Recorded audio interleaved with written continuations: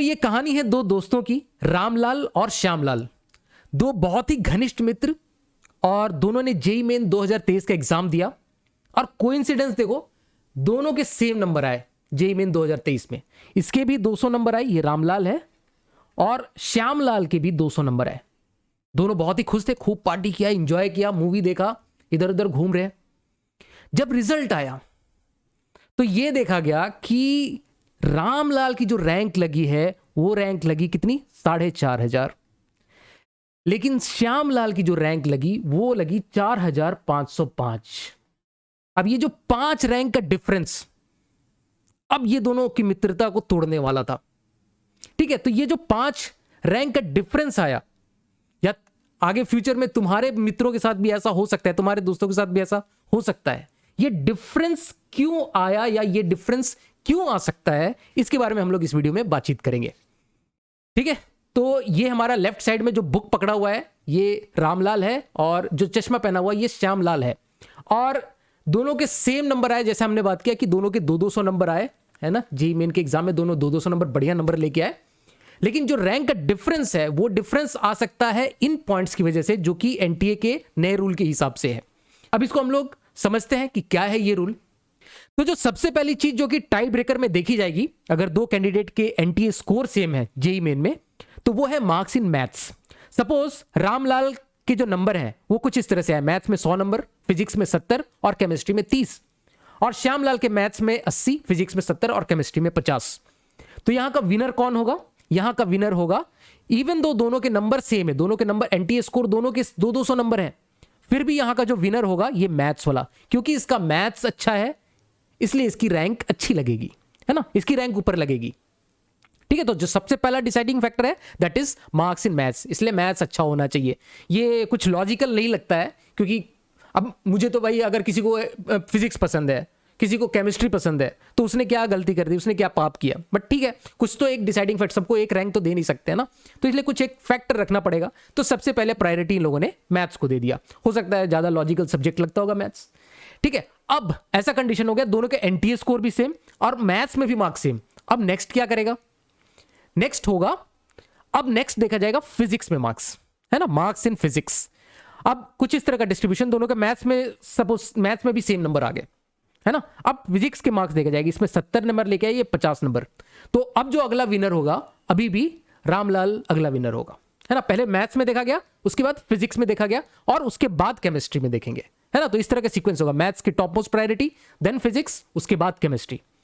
अब समझ लो, खुदा ना खास्ता ऐसा कोइंसिडेंस हो गया कि ये सब भी सेम, मैथ्स में, फिजिक्स में, मैथ्स में भी सेम मार्क्स लेके आया, फिजिक्स में भी सेम मार्क्स लेके आया, केमिस्ट्री में भी सेम मार्क्स लेके आ गया।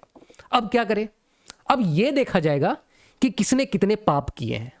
पाप करने का मतलब किसने कितने इनकरेक्ट क्वेश्चंस, कितने अटेम्प्ट किए और कितने इनकरेक्ट हुए, कितने करेक्ट हुए, ये उस पर नेक्स्ट जज होगा, है ना। सपोज रामलाल ने टोटल 55 क्वेश्चन अटेम्प्ट किए, उसमें से 51 करेक्ट किए और 4 इनकरेक्ट किए, है ना। और श्यामलाल ने टोटल 75 क्वेश्चन अटेम्प्ट किए, उसमें से 55 उसने करेक्ट किए और 20 उसने इनकरेक्ट किए। 20 इनकरेक्ट किया, है मतलब तुक्का मुक्का मारा होगा कहीं पे, है ना। तो अब इसमें क्या लिया जाएगा, इनकरेक्ट बाय करेक्ट का रेशियो लिया जाएगा, इनकरेक्ट बाय करेक्ट का रेशियो। तो यहां पर देखो, इसके पास हो गया 4/51 इनकरेक्ट बाय करेक्ट का रेशियो, और यहां पर हो गया इसके पास 20/55। तो ऑब्वियसली यहां पर इनकरेक्ट बाय करेक्ट का जिसका रेशियो लो रहेगा, है ना, तो इसमें लो कौन है, ये वाला लो है, ये वाला लो है। मतलब अभी जो विनर होगा वो रामलाल होगा, रामलाल की अच्छी रैंक लगेगी। ठीक है, अब चलो ये भी दोनों का सही है, मतलब सेम आ गया, है ना। मैथ्स में मार्क्स, फिजिक्स में मार्क्स, केमिस्ट्री में मार्क्स भी सेम है, और ये भी सेम आ गया, दोनों ने सेम नंबर ऑफ अटेम्प्ट किया और करेक्ट इनकरेक्ट सब वो भी सेम है। अब क्या, इसके बाद देखा जाएगा कि तुमने मैथ्स में कितना करेक्ट इनकरेक्ट बाय करेक्ट का रेशियो किसका कम है ना। तो मैथ्स में कुछ इस तरह का होगा, सपोज जो रामलाल है उसने मैथ्स में 20 क्वेश्चन करेक्ट किए और 4 क्वेश्चन इनकरेक्ट किए।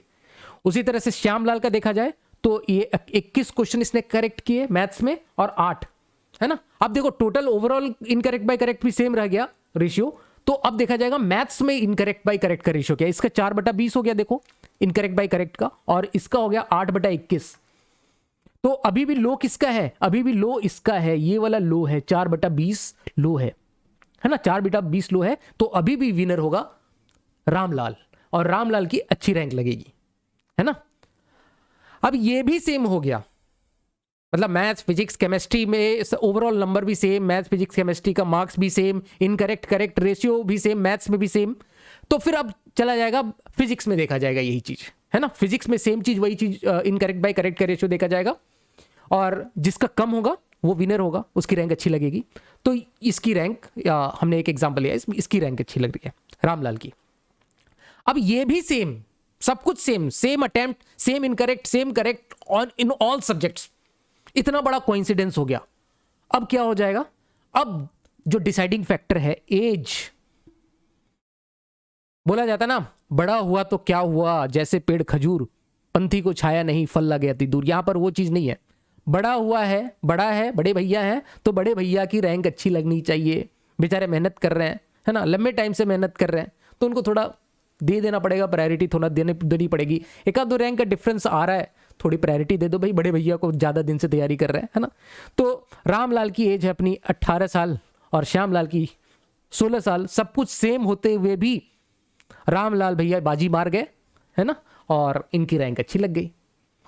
तो इस तरह से एज वाला भी एक फैक्टर आ जाता है अपने पास में, है ना। अब समझ लो ये सब कुछ भी सेम हो जाता है। अब क्या होगा, टाई ब्रेकर, सब साम दाम दंड भेद सब कुछ लगा दिया, ये सब भी सेम हो गया, एज भी दोनों की सेम है। तो अब जो डिसाइडिंग फैक्टर है वो है एप्लीकेशन नंबर। एप्लीकेशन नंबर तो सेम हो ही नहीं सकता, एप्लीकेशन तो नंबर तो पक्का दोनों का अलग अलग है।